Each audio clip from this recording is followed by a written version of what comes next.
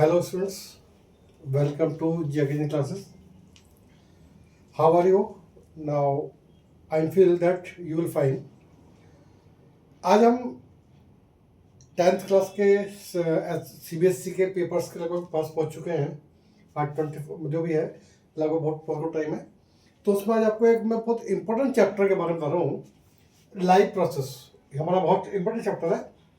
इसमें जो हम आज डिस्कस करने वाले हैं कुछ मेन पॉइंट्स हैं और उनके बारे में आपको थोड़ा डिटेल दूंगा। कौन कौन डायग्राम इंपॉर्टेंट डायग्राम्स हैं, क्या क्या क्वेश्चंस आ सकते हैं और ये बहुत इंपॉर्टेंट क्वेश्चन पेपर के पार्ट्स हैं। इसमें आपको 5 to 7 मार्क्स के क्वेश्चन मिलेंगे। तो इस टॉपिक को समझने के लिए आप वीडियो में शुरू से लास्ट तक बना रहिएगा और थोड़ा सा ध्यान दीजिए कि बहुत इंपॉर्टेंट चैप्टर कर रहा हूँ। तो क्या है, ये हमारा बायो चैप्टर है लाइव प्रोसेस। इट मीन्स क्या है, इसके मीनिंग में ही इसके जो वर्ड मीनिंग हमने हेडलाइन डाली है उसी में ही पूरा इसका मैसेज है। लाइफ प्रोसेस, जीवन चक्र क्या होता है। देखिए हमारे यहाँ इसमें जो हम इंपॉर्टेंट क्वेश्चन करने वाले हैं, सबसे पहला पार्ट करेंगे न्यूट्रिशंस का।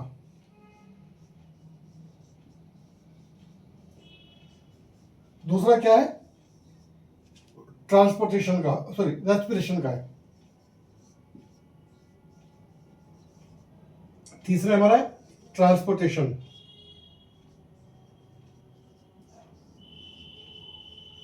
और लास्ट वन है एक्सटेंशन। अब आपको इन टॉपिक के बारे में डिटेल बताऊंगा। इनमें से आपको डायग्राम बताऊंगा कौन सा सकते हैं, क्या क्या क्वेश्चन इंपॉर्टेंट है और क्या क्या आपको इसके लिए करना पड़ेगा, किस डिटेल में करना पड़ेगा, मैं आपको वन बाय वन बताता हूँ। देखिए देखिए इस समय ज़्यादा मैं टाइम लेते हुए आपके लिए क्या इसको स्टार्ट कर रहा हूँ at a revision purpose, for the revision purpose, क्योंकि हम रिटर्न जाएंगे तो बहुत टाइम लगेगा। बट ये कि मैं चाह रहा हूँ कि इस चैप्टर को देखिए। अब एक शब्द आता है हमारे यहाँ साइंस में, हम लोग पढ़ते हैं, साइंस के भाई स्टूडेंट्स हैं। क्या है, एक शब्द आता है हमें ऑर्गेनिज्म। ये होता क्या है, इसमें all things are included.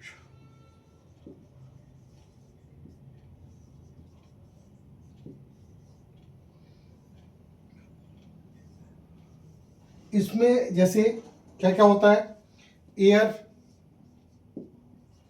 Water, soil, plants, animals, each इनका कंबाइंस है वो एक ऑर्गेनिज्म कहलाता है। जैसे स्कूल है, स्कूल में जितना भी सिस्टम है आपका फ्रॉम टॉप टू बॉटम, यानी कि स्कूल मैनेजमेंट से लेकर जो पियोन तक का जो कॉम्बिनेशन है वो इस टाइप से ऑर्गेनिज्म कहलाता है। हमारे यहाँ जो ऑर्गेनिज्म होते हैं, दो टाइप्स होते हैं। पहला होता है लाइव, लिविंग ऑर्गेनिज्म, पढ़ चुके हैं इस बारे में। लिविंग कौन से होते हैं, जो ब्रीथिंग करते हैं, ब्रीथिंग गैस कौन सी होती है, ऑक्सीजन, ठीक है। दूसरे होते हैं नॉन लिविंग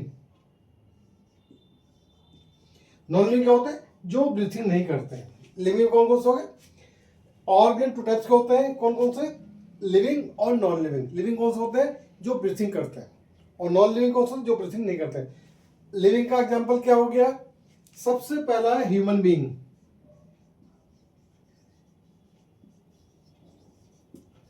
दूसरा क्या है प्लांट्स, और तीसरा एनिमल्स। ये हमारे लिविंग ऑर्गेनिज्म का एग्जांपल्स है। अब आप कहोगे इसको क्यों कहा, और भी सोचते, हमने यहाँ पर एक बात कही आपसे, ब्रीथिंग।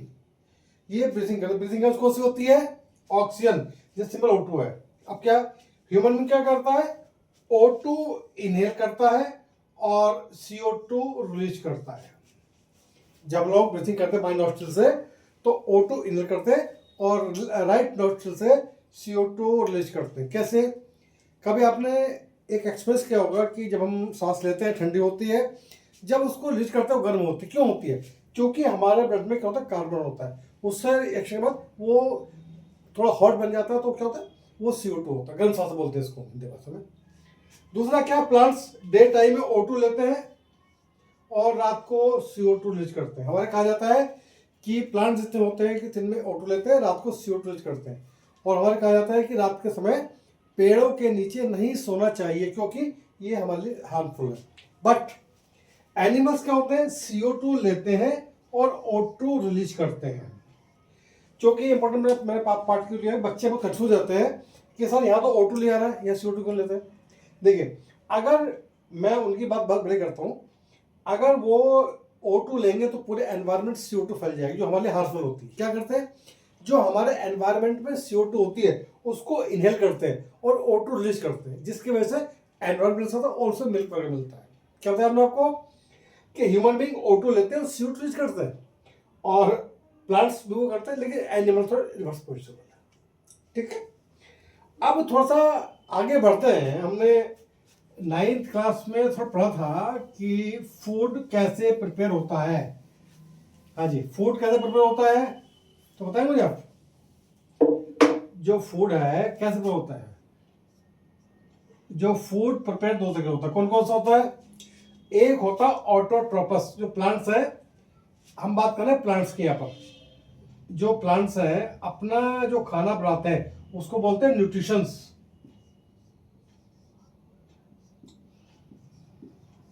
जो प्लांट्स है अपना खाना खिलाते हैं, फोटोसिंथेटिक रिएक्शन वाला, जो प्लांट्स खाना बनाते हैं फोटोसिंथेटिक रिएक्शन।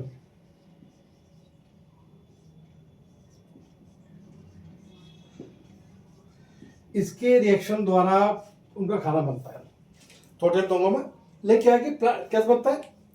जो प्लांट्स होते हैं दो तरह होते हैं, एक होता है ऑटोट्रोपस,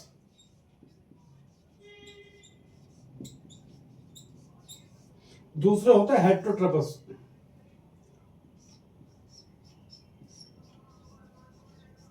ऑटोट्रोपस का सेल्फ, जो अपना खाना खुद बनाते हैं। क्या होते हैं ऑटोट्रोपस, जो अपना खाना सेल्फ बनाते हैं वो ऑटोट्रोपस होते हैं। और जो हेटरोट्रोपस का जो खाने के लिए दूसरे पर डिपेंड होते हैं। और हेटरोट्रोपस का जो एग्जांपल है वो क्या है, अमीबा। ये हमारा स्ट्रक्चर इसका क्या, जो फूड प्रिपेयर होता है वो फोटोसिंथेटिक रिएक्शन द्वारा होता है। हम बात कर रहे हैं प्लांट के कॉन्टेक्स्ट में बात कर रहे हैं। और जो खाना बनाता है प्लांट्स अपना ऑटोट्रोपस, वो सेल सिंगल, और ये ऑटोट्रोपस अलग होता है। जैसे आप सोचिए कि आप एग्जाम दे रहे हो, आपने खुद तैयार किया, ऑटोट्रोपस हो गए, आप किसी डिपेंड हो, वो हेटरोट्रोपस हो गया। और हेटरोट्रोपस का जो स्ट्रक्चर अमीबा का वो कंटिन्यू चलता रहता है, ये कंटिन्यू चलता है। क्या होगा इसमें, क्या है इसका जो स्ट्रक्चर है, पेपर में आता भी है, पूछा भी जाता है, और इसको एक बार रिवाइज कर लीजिए। क्या जो अमीबा का स्ट्रक्चर होता है वो इस टाइप से होता है, ये सेंटर होता है, इसका कॉम्बिनेशन यह होता है,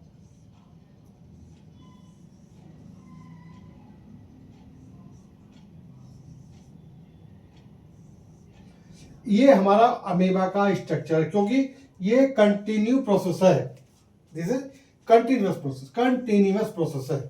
अब आपने देखा होगा कि हमारा जो अमीबा का स्ट्रक्चर है वो ये होता है, आपको एनसीईआरटी बुक में दिया हुआ है, ये हमारा इसका स्ट्रक्चर है। क्या, ये कंटिन्यूअस प्रोसेस होता है, ये अमीबा का स्ट्रक्चर है।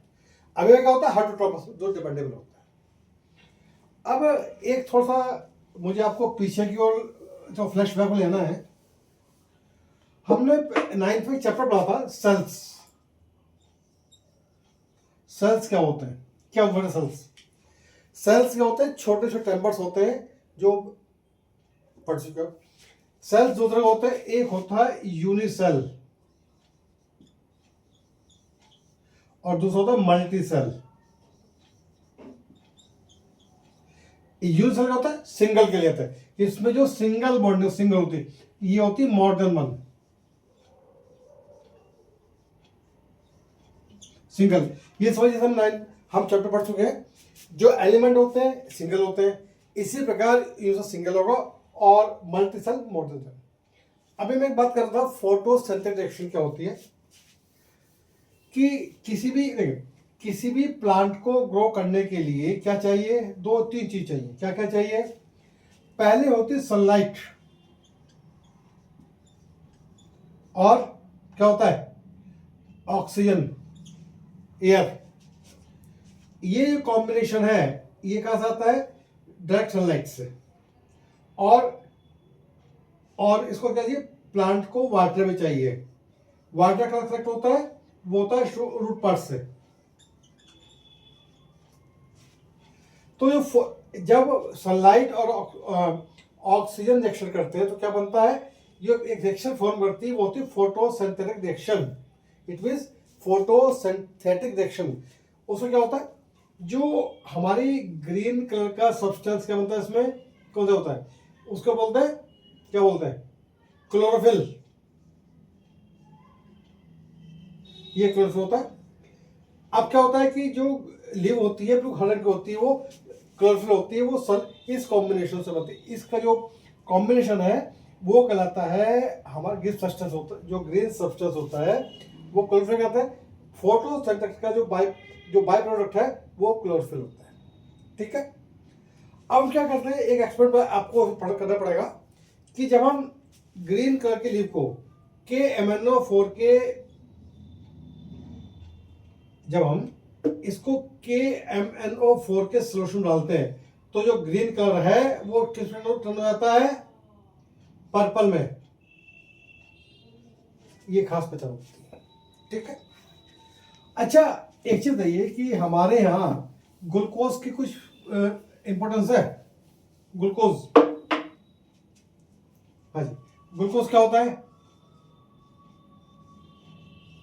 नाम बहुत सुना होगा। ग्लूकोज क्या होता है? ग्लूकोज है सब। जब आप कोई बीमार पड़ते हैं, जब सिक होते हैं, लौटते हैं, तो क्या होता है उसमें? क्या होता है, हमारी बॉडी में वाटर की शॉर्टेज हो जाती है। हमारी बॉडी में वाटर की शॉर्टेज होती है, जिससे डिहाइड्रेशन हो जाता है, वोमिटिंग हो गया एक्सेट्रा। तो हमारे बॉडी में जो वाटर की शॉर्टेज है वो ग्लूकोज द्वारा पूरी की जाती है। ग्लूकोज करता है, हमारी डिप लगाई जाती है या लिक्विड दिया जाता है जो हमारी बॉडी में वाटर की शॉर्टेज पूरी करता है। ठीक है। अगर ग्लूकोज क्या होता है, 6H2O 2H2O से O2 मिला के ये ग्लूकोज बनता है, ये ब्रेकआउट होता है। ये आपकी बहुत इंपॉर्टेंट रिएक्शन है, ये एनसीईआरटी में दे रखी है। ग्लूकोज जब ब्रेकआउट होता है तो क्या चीज पैदा करता है? उसमें एनर्जी जरूर पैदा होती है। ग्लूकोज जब हमारी बॉडी पहुंचता है उस समय एनर्जी मिलती है। एनर्जी इंपॉर्टेंट चीज है, बाकी तो और चीज बात की है। एनर्जी मिलती है। इसके बारे में एक रिएक्शन है एनसीईआरटी बुक में, आप उसमें उस रिएक्शन को अच्छे पढ़ लिया और पॉइंट भी लिख लीजिए। पेपर में आता है कि ग्लूकोज का क्या बेनिफिट है, तो ये क्वेश्चन दे हैं। मैंने आपको शॉर्ट बताया है, बट एनसीईआरटी बुक में लिखती है। अब हम बात कर रहे हैं कि हमारे लिए फूड एसेंशियल क्यों है।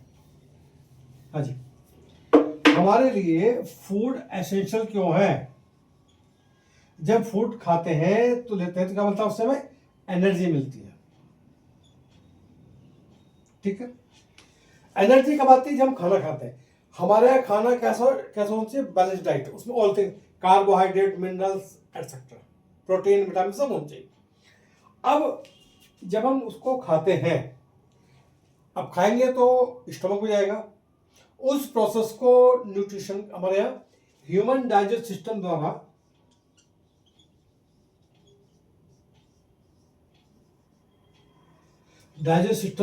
क्या होता है, उसको ऑपरेट किया जाता है। इसका ह्यूमन डाइजेशन का डायग्राम भी है, आपको पढ़ना पड़ेगा।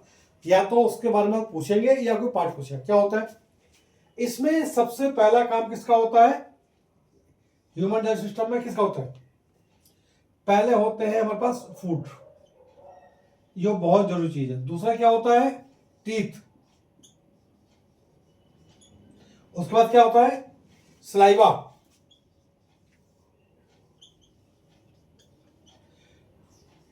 फोर्थ कौन सा आ गया? टंग। फिफ्थ क्या आ गया? क्या आ गया? Food pipe. सिक्स क्या आ गया? स्टमक। सेवंथ क्या आ गया? लार्ज स्टाइन, लार्ज बड़े बोलते हैं।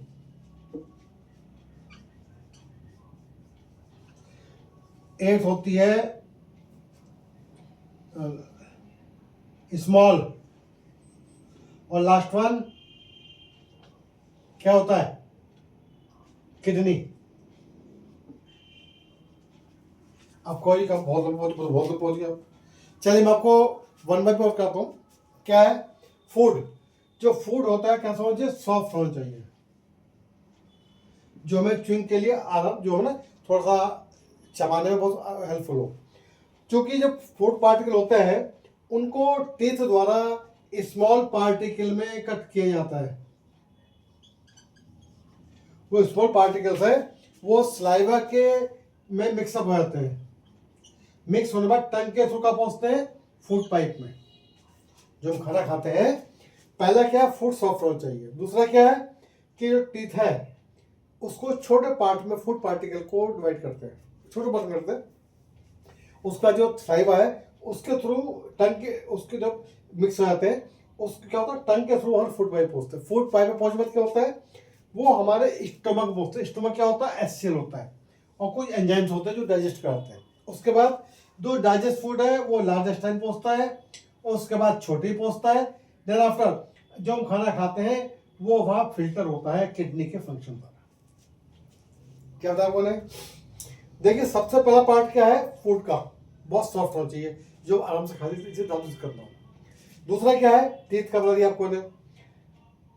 ये हमारा पूरा डाइजेस्ट सिस्टम है। इसके बाद डिस्कस पूछ सकता है, इसका डायग्राम में पेपर में आ भी सकता है या कोई भी। देखिए आपने देखा होगा जब खाना खाते हैं तो कुछ लोग क्या करते हैं, खाना खाते पीछे पानी पीते हैं। उन्हीं पीछे फूड पाइप में पानी बढ़ जाता है, जिससे खाना क्या होना चाहिए? हम जब खाना खा रहे हैं, ईटिंग हैबिट हमारी, उसे खाना खाने के 10 मिनट के बाद हमें पानी पीना चाहिए, क्योंकि जो खाना खाया है वो स्टोर में आ सकता है। दूसरा क्या है? वॉकिंग। थोड़ी वॉकिंग करनी चाहिए, क्योंकि वॉकिंग करना बेकार है। अब इसके बाद एक चीज़ थोड़ी सी क्या कंफ्यूजिंग है बच्चों को मेरे साथ, कि वो कहते हैं जी अगर हम थोड़ा ऑयली फूड खाते हैं, थोड़ा सा ऑयली फूड खाते हैं तो, या थोड़ा सा क्या बोलते हैं फैट खाते हैं, तो हमारे इसको डाइजेस्ट होने में बहुत दिक्कत आती है, एसिड बन जाती है। ऐसा क्यों होता है? देखिए ऑयली फूड जो है, हमारी जो ऑयली फूड है हमारी हेल्थ के लिए सबसे खतरनाक है। इसमें जो स्मूथ चीज़ें होती है, फैट मिक्सचर होती है, वो उसको डाइजेस्ट करने के लिए हमारे बॉडी फंक्शन, स्टोमक को, लिवर को बहुत हैवी फंक्शन करना पड़ता है, जिस वजह से उसका साइड इफेक्ट पड़ता है। आपने देखा होगा जो लोग ज़्यादा ऑयली खाते हैं, फैटी खाते हैं, वो जल्दी से फैटी हो जाते हैं। डॉक्टर्स भी कहते हैं कि खाना खाने के बाद थोड़ा वॉकिंग की जाए या बैलेंस डाइट ली जाए, जिससे हम दिक्कत हो, ये हेल्थ इशू बन सकती है। चलिए अब दूसरा एक कनेक्शन है सीधा सीधा इसमें है, किसकी बात कर रहा हूं मैं? Respiratory system.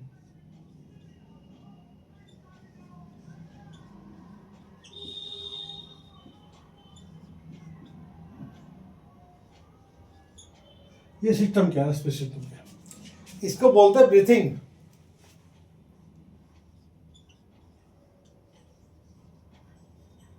आपने देखा होगा कि हम अभी आपको अच्छी बात कर रहे कि हमने बताया कि जो लिविंग ऑर्गन होता है उसमें क्या होता है? O2 CO2 होता था।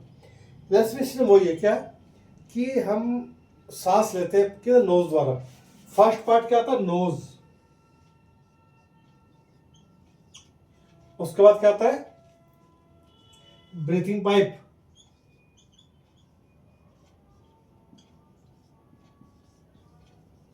तीसरा आता है लंग्स और चौथा एनवायरमेंट। क्या बताया आपने? देखिए ब्रीथिंग के लिए नोज का होना बहुत जरूरी है। नोज क्या होती है? यहाँ पर होती है। लेफ्ट नोस्ट्रिल से O2 लेते हैं और राइट से CO2 यूज करते हैं। उसके बाद जो ब्रीथिंग जो ब्रीथिंग करते हैं O2 लेते हैं, वो ब्रीथिंग पाइप के थ्रू पहुंचती है, हमारे स्टमक पहुंचती है। क्या होता है जब हम सांस लेते हैं तो क्या होता है? लंग्स हमारे क्या होते हैं? थोड़े फैट हो जाते हैं। बट जब हम CO2 रिलीज करते हैं उनको, जब उसमें थोड़ा सा सांस छोड़ते हैं तो क्या होता है? वो श्रिंक हो जाते हैं, सिकुड़ जाते हैं। उसके बाद क्या होता है? बाकी रिपोर्ट देखते हो आप, चलता ही है। आपने देखा होगा कि ये समझिए एक एक्टिविटी है कि कोई बैलून, दो बैलून है, पास बैलून है, आपने बैलून में मुंह से या किसी सोर्स द्वारा उसमें एयर फिलअप करी, तो क्या होता है जब एयर फिलअप करते हैं तो वो थोड़ा सा फैल जाते हैं, थोड़े फैटी हो जाते हैं, क्या तो मतलब होते हैं। अब जैसे जैसे हम उसको ओपन करते हैं तो वो धीरे धीरे गैस को यूज करते हैं, इसी प्रकार से यहाँ पर। तीसरा क्या है कि रेस्पिरेटरी सिस्टम बहुत अच्छी चीज़ है, और ये आज के टाइम में आपने देखा 90% लोग ब्रीथिंग अस्थमा से परेशान है। क्यों परेशान है?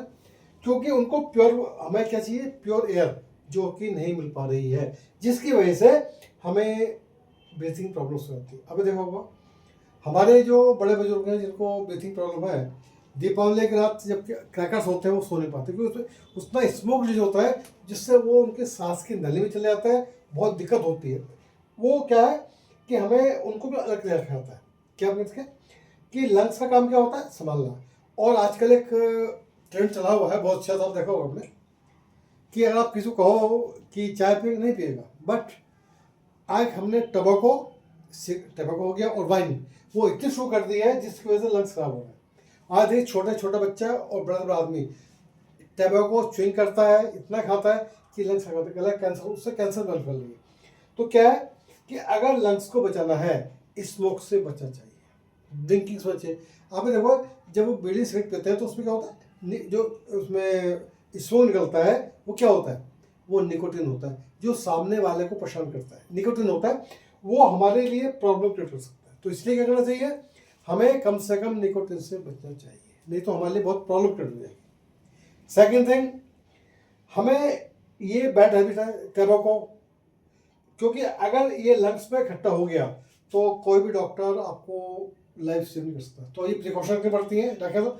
और जो लोग ड्रिंक करते हैं, अल्कोहलिक है, उनके लंग्स तो क्या होता है, सुबह तक बहुत लगता है, बहुत अच्छी है कि सब शौक है हमारा, बट आफ्टर सम टाइम क्या होता है, अल्कोहल क्या है, जो अल्कोहल है वो क्या होती है, C2H5OH।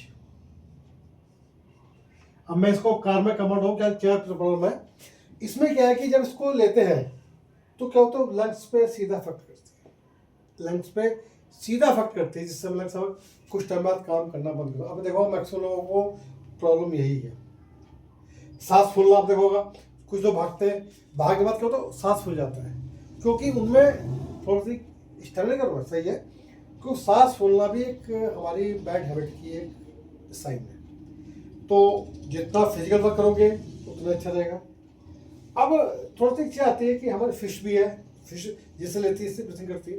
आपने देखा होगा कि हमारे यहाँ खासकर in the context Asia, India में सबसे ज़्यादा खपत किस चीज़ की है, कंजम्पशन किसका है, मिल्क का नहीं है, टैबाको और वाइन। वर्ल्ड का लगभग 30% जो कंजम्पशन होता है इंडिया में होता है। क्यों, हम लोगों की सोसाइटी ऐसी है, या जो भी समझ लीजिए आप। तो उसका क्या क्या लोग जब हम कहते हैं किसी को मानता नहीं है, लेकिन उसका हेल्थ इशू बन जाता है और ब्रीथिंग में बहुत प्रॉब्लम हो जाती है। अब देखो जब डॉक्टर कोई पेशेंट को ब्रीथिंग प्रॉब्लम होती है, उसको ऑक्सीजन दी जाती है बाय द मास्क। उसमें क्या होता है, पूरे नोज के ऊपर मास्क पे ऑक्सीजन दी जाती है, वो कैपेसिटी हो जाती है। उससे क्या होता है कि हमारी क्लीन होती है, बट क्या है कभी कभी साइड इफेक्ट हो जाते हैं, वो मैं उसकी डिटेल में जा रहा हूँ। ब्रीथिंग सिस्टम क्या है, देखो ब्रीथिंग सिस्टम, और मैंने आपको बताया ह्यूमन डाइजेस्ट सिस्टम। इसमें आपको मैंने जो मेन कहा दिया आपको, और इसके डायग्राम भी आप देख लें एनसीईआरटी में, उनके फंक्शन भी देख लीजिए, क्योंकि पेपर में कहीं भी कुछ होता है। ये इन दो में से एक आपको निश्चित रूप से मिलेगा। जैसे हम कई भाषा में आते हैं तो कुछ डिश फिक्स होती है, इसी प्रकार उनके बारे में डिटेल, और क्या कह रहा हूँ मैं, डिटेल के साथ डायग्राम के बारे में भी पूछा सकता है। तो इसके बारे में बाद में करेंगे। अब एक चीज आती है, हमारी बॉडी को चलाने के लिए क्या वर्क होता है, हमारी बॉडी वर्क करती है, मूव करती है, किस पर करती है, हमारी बॉडी का मूवमेंट किस होता है, ब्लड से।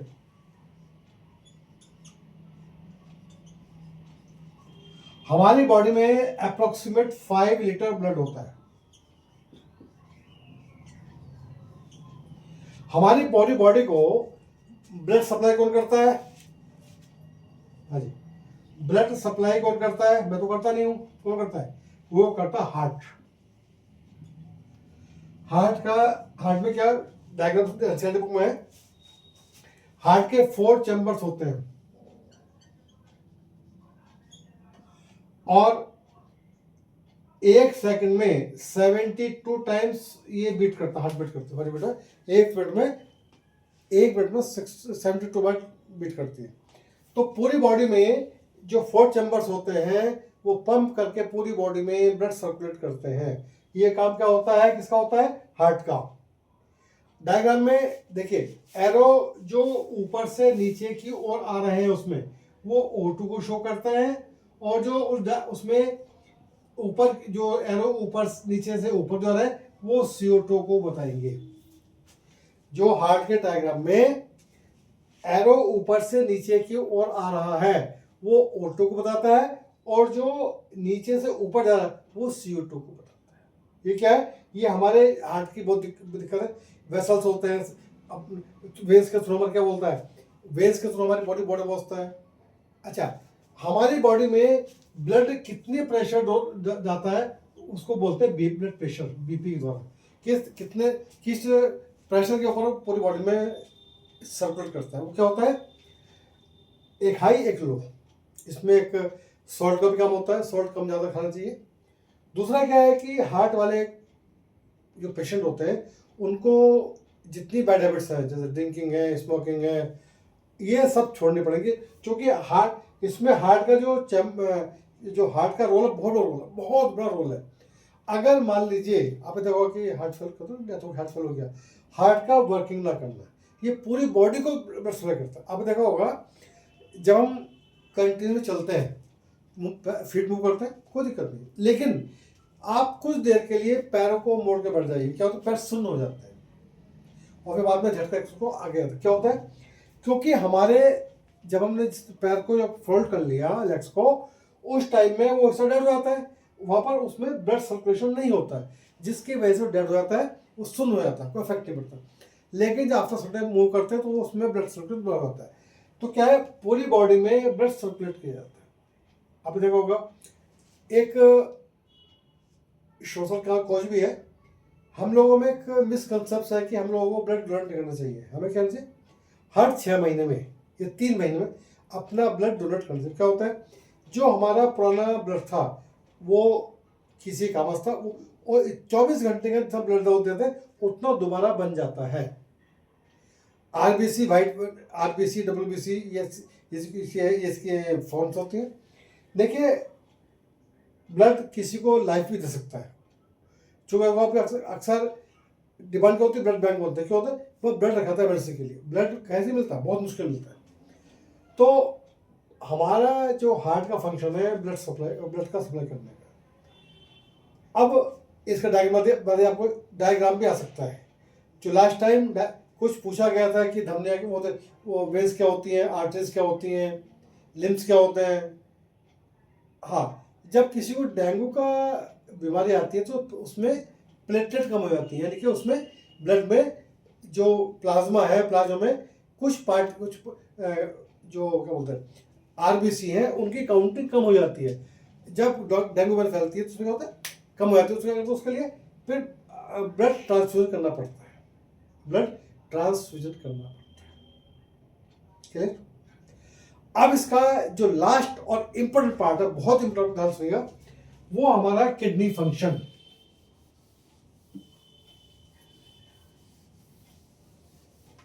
वो हमारा किडनी फंक्शन।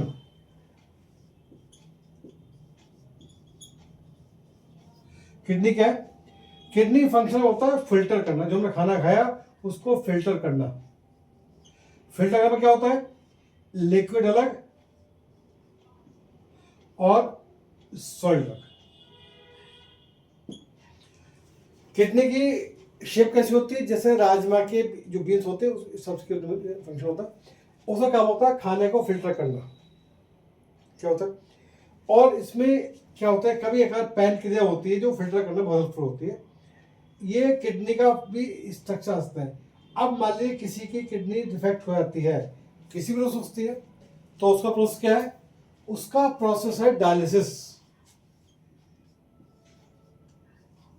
वो क्या होता है, उसमें प्योर ब्लड चला जाता है और इम्प्योर ब्लड निकाला जाता है। बहुत टिपिकल प्रोसेस है, मेडिकल प्रोसेस है।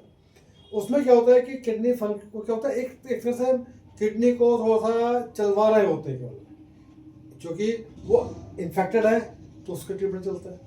तो किडनी के बारे में भी आपसे पूछा जा सकता है। मैंने आज आपको इसमें 4 टॉपिक कराए हैं। क्या क्या कराते हैं तो थोड़ी बार रिकअप कर लेते हैं।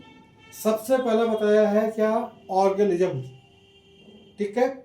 फिर बात की हमने किसकी, सेल्स की बात की, फूड प्रिपरेशन की बात करी, फोटोसिंथेसिस बताया आपको। उसके बाद 4 पार्ट के बताया आपको। पहला न्यूट्रिशन का क्या बताया आपको, पहला पार्ट ह्यूमन डाइजेस्टिव सिस्टम, दूसरा रेस्पिरेटरी सिस्टम, तीसरा हार्ट, और लास्ट वन किडनी। ये मैंने आपको समराइज कर दिया। और एनसीईआरटी बुक की जो हेल्प बुक है उसमें आप डायग्राम कर लिए, पेपर में आपको एक डायग्राम डेफिनेट मिलेगा। प्रैक्टिस कीजिएगा, याद कीजिए, लिखिए, क्योंकि पेपर का टाइम पास आ चुका है, अब प्रैक्टिस टाइम है। और देखिए, बायो में लिखा कम जाता है, समझा जा सकता है। जब फिजिक्स केमिस्ट्री में तो डिफाइन लिख दी, फॉर्मूला लिख दिए, कैलकुलेटर, इसमें क्या है, इसमें डायग्राम बना दिए, उसके बारे में डिस्कस किया जाता है। ये हमें एनवायरनमेंट के बारे में थोड़ा थोड़ा आता है कि क्या क्या क्या है, साइंटिफिक स्टूडेंट है तो हमें थोड़ा सा इसके बारे में देखना पड़ता है, हमें क्या अच्छा क्या बुरा है। क्योंकि हमने, ये बहुत अच्छा प्रोसेस है, इसको कर लीजिए। इसमें से आपको 5 से 7 नंबर क्वेश्चन मिल जाएंगे। और अब आप मुझे, यदि आपको पसंद आया, I am sure that you will like it, तो मुझे क्या कीजिए, अपने आप किस टॉपिक पर चाहते हो वो मुझे बताइए।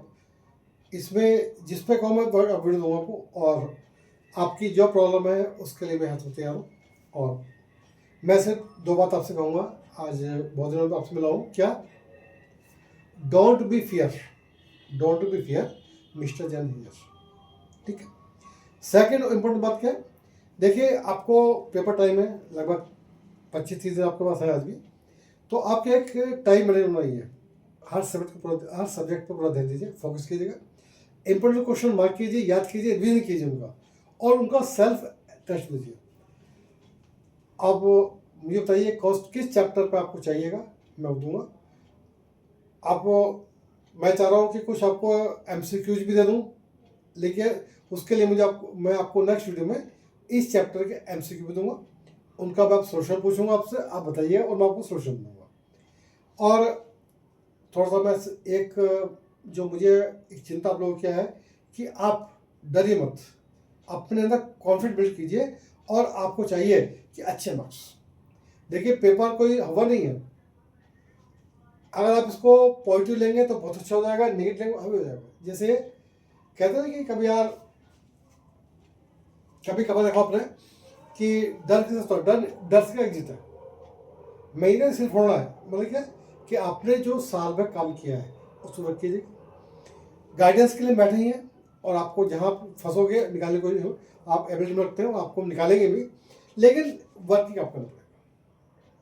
और मैं अपने 20 ईयर्स एक्सपीरियंस के हिसाब से कह सकता हूँ कि आई एम श्योर, अगर आपने इस लास्ट फेज में भी ढंग से ईमानदार से मेहनत कर ली विद ऑनेस्टली, तो you will get good marks. महीने का कितना देंगे वो तो आप डिपेंड करता है, बट आप अपनी स्टडी पे कंसंट्रेट कीजिएगा। बहुत टाइम लिमिटेड है, इसको वेस्ट मत कीजिए। देखिए, सब कुछ चलेगा, ठंड तो मौसम आया गया चला गया अब, लेकिन क्या है कि पेपर्स आपके हैं, और 31 मार्च के बाद आपके लाइफ बदल जाएगी, ये बेस है। आज मैंने आपको लाइफ प्रोसेस के बारे में लगभग सब डिस्कस कर दिया। हो सकता है कोई प्रॉब्लम छूट गया तो आप मुझसे पूछ सकते हो। आपका जो भी कमेंट है मैं उसके लिए तैयार हूँ। और प्लीज़ वीडियो को लाइक कीजिए, और मिलते हैं एक नेक्स्ट वीडियो में। Thank you very much.